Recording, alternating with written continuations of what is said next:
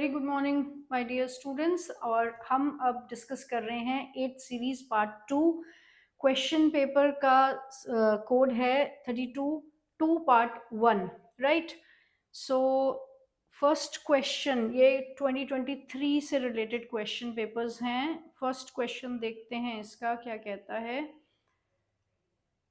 The first question, which one of the following ideologies were the European government driven after the defeat of Napoleon in 1815? Right?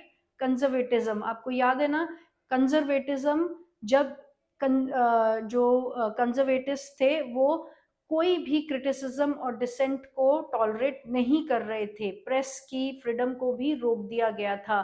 Treaty of Vienna sign करने के बाद वो चाहते थे कि बाकी के पार्ट में भी कंजर्वेटिज्म दोबारा से एस्टैब्लिश हो जाए।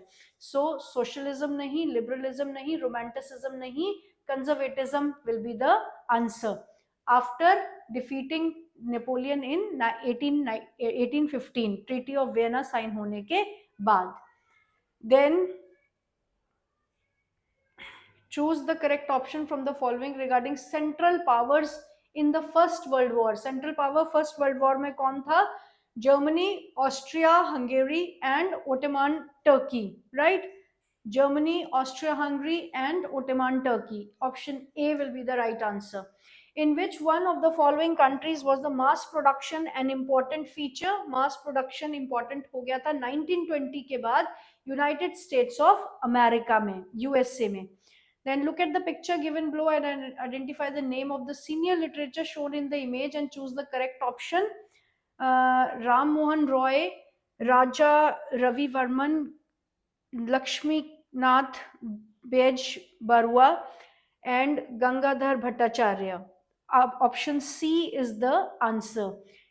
This person, he holds eminent position. ये असम की जो लिटरेचर है उसमें इन्होंने स्पेशल कंट्रीब्यूशन, काफी अच्छे लेवल की शॉर्ट स्टोरीज जो हैं कंट्रीब्यूट की है। Lakshminath Bezbaruah. Then following question is for visually impaired candidates. Who among the following is the writer of Gulamgiri? Gulamgiri Jyotiba Phule, जो कि कास्ट सिस्टम पे बेस्ड थी। Then which one of the following soil develops in an area with high temperature and heavy rainfall? अगर आप soil के features पे जाएंगे, first chapter जो है हमारा ज्योग्राफी का, उसमें मैंने क्लियरली बताया है कि लेटराइट सॉइल जो है, वर्ड लेटराइट का मीनिंग है हार्ड एज ब्रिक। और जब जहाँ पे हेवी रेनफॉल और हाई टेम्परेचर रहते हैं, हेवी रेनफॉल की वजह से ऊपर की सॉइल जो है वो रिमूव अवे हो जाती है, जिसे लीचिंग कहा जाता है। तो लीचिंग के कारण जो है लेटराइट सॉइल बनती है। So D will be the answer. There are two statements given assertion and reason. Okay, assertion क्या है? Agriculture and industry move hand in hand. Industrial development is a precondition for eradication of unemployment and poverty from the country. दोनों ही statements हमने chapters में बहुत clearly read की हुई है, लेकिन डिफरेंट चैप्टर्स से है। Agriculture and industry move hand in hand, ये आपका इकोनॉमिक्स सेक्टर्स का जो डिवीजन है उसमें से भी आ सकता है। Industrial development is pre condition, ये आपका इन मैन्युफैक्चरिंग इंडस्ट्रीज से स्टेटमेंट ली गई है। दोनों स्टेटमेंट्स करेक्ट है, लेकिन यहाँ पर इनके बीच में कोई कनेक्शन नहीं है। यहाँ एग्रीकल्चर एंड इंडस्ट्री की बात की जा रही है कि एग्रीकल्चर और इंडस्ट्रियल ग्रोथ जो है वो पैरेलली चलनी चाहिए, जैसे कि टेम्पल्स के रिगार्डिंग में जवाहरलाल नेहरू की स्टेटमेंट भी थी वाटर रिसोर्सेज चैप्टर से। और industrial development is a precondition for eradication of unemployment and poverty from the country. ये इंपॉर्टेंस ऑफ मैन्युफैक्चरिंग इंडस्ट्रीज की रेफरेंस में एक पॉइंट जो है वहां पर दिया हुआ है। तो आंसर होगा B. Both assertion and reason are true, but reason is not the correct explanation of assertion. So B will be the answer. Question number 7 match करेंगे हम। अगेन वही बात आ गई कि जब आप मैप करोगे तो मैप सिर्फ इस पॉइंट ऑफ व्यू से नहीं करना कि प्लॉट करना है, लेकिन आपको उसके बारे में कुछ एक फीचर्स उनके पता भी होने चाहिए। So Kandla port, Mumbai, Visakhapatnam and Kolkata.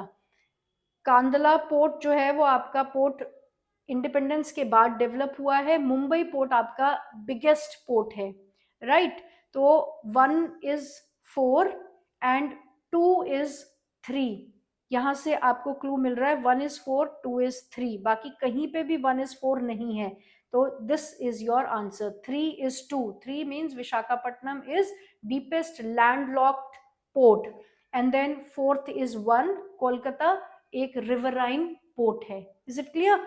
सो इस तरीके से लॉजिकली आपको आंसर को फाइंड करना है। Question number 8, assertion reason. Belgium amended their constitution 4 times. Yes, amendments were to enable everyone to live together in the same country. Right, इसीलिए उन्होंने एक आइडियल मॉडल जो है वर्ल्ड को प्रेजेंट किया अकोमोडेशन का, अपनी कॉन्स्टिट्यूशन को 4 टाइम अमेंड करके, ताकि जितने भी इतने कॉम्पोजिशन है कंट्री का वो एमिकेबली रह सके। So both the statements are correct and reason is also the correct explanation of assertion. So option A will be the answer. Which one of the following is an example of coming together federation? Coming together federation बार बार ये question आ रहा है हमारे सामने, कभी holding together की reference में पूछा जाता है, कभी कमिंग टुगेदर। तो यहाँ पे कमिंग टुगेदर यूएस से है।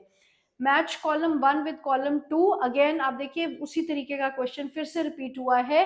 कौन सा सब्जेक्ट किसकी लिस्ट में है? Union list banking, then state list will be agriculture, कभी कभी एजुकेशन भी है, लेकिन एजुकेशन कंकरेंट है, वो यूनियन के पास भी है, so education will go into concurrent list, and residuary subject computer software से related residuary. So union is 3, 1 is 3, 2 that is state list will be agriculture, 2 is 1, 1 is 3, 2 is 1, concurrent list will be 4, and option A will be the answer.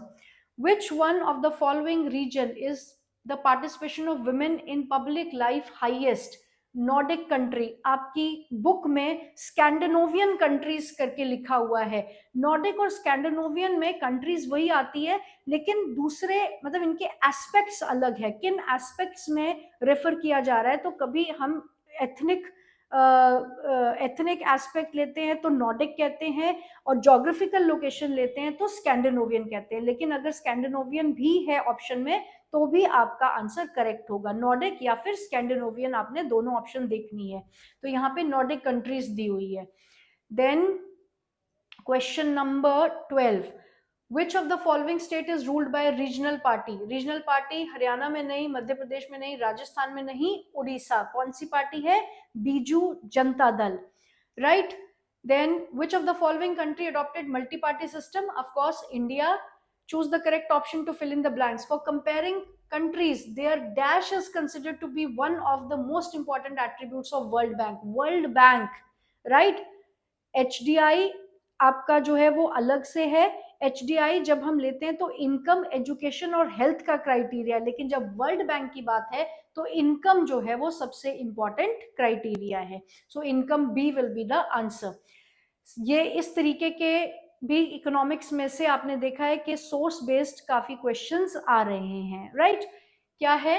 Data दिया है आपको 2019 का। Countries है Sri Lanka, India, Myanmar, Pakistan, Nepal, Bangladesh. आपकी book का ही data है, वही table है जो हमने डिस्कस किया था। तो HDI इंडेक्स की रेफरेंस में है ये।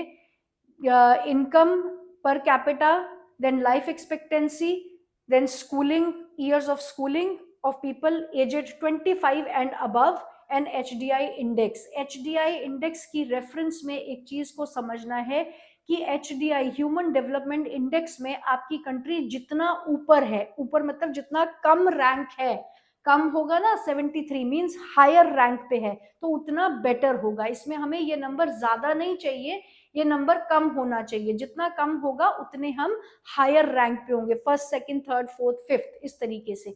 तो क्वेश्चन भी यहाँ पे ऐसा ही पूछा गया है, which of the following country has the highest level of human development index, मतलब किस कंट्री में अच्छी परफॉर्मेंस है ह्यूमन डेवलपमेंट को लेकर। आपका रैंक जितना ऊपर है उतना आप बेटर परफॉर्म कर रहे हो। तो यहाँ पे आप देखोगे 73 रैंक पे है श्रीलंका, तो Sri Lanka will be the answer. जबकि इंडिया काफी पीछे है, 130th पोजीशन पे है, 148th पोजीशन पे Myanmar, Pakistan 154, Nepal 143, Bangladesh 134।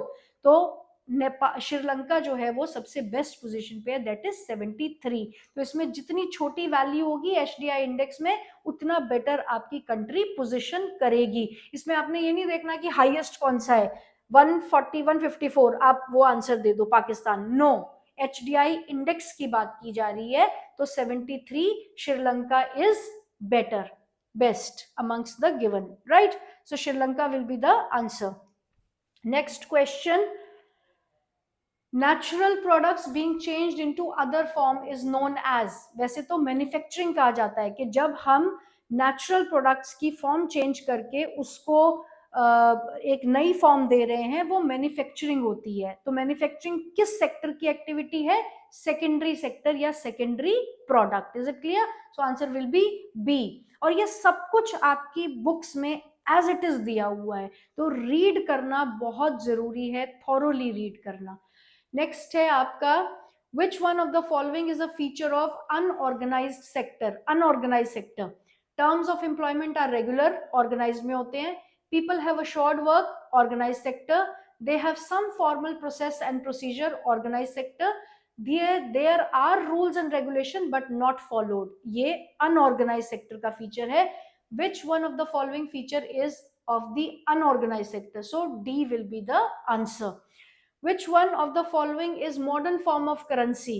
Golden, gold, copper, silver, ये सब हमारी ट्रेडिशनल फॉर्म ऑफ करेंसीज थी। हमने पढ़ा है ना इकोनॉमिक्स में फर्स्ट सेकंड चैप्टर में, जब हम हिस्टोरिकल बैकग्राउंड पढ़ रहे हैं करेंसीज की, तो कॉडीज हुआ करती थी, आपका लाइफ स्टॉक है, आपकी जमीन, और उसके बाद में जब हमें मेटल्स के बारे में पता चलने लगा, क्योंकि मेटल्स की वैल्यूज थी उस वक्त, तो अलग अलग मेटल्स के कॉइन्स जो हैं वो ट्रेडिशनल फॉर्म ऑफ करेंसी रहे।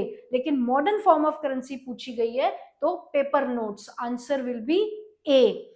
Which one of the following categories of urban household take the highest percentage of loan from the formal sector? Pi diagram दिया हुआ है ना, फॉर्मल सेक्टर से कौन कौन ले रहा है, इनफॉर्मल सेक्टर से कौन ले रहा है, कितनी परसेंटेज में ले रहा है।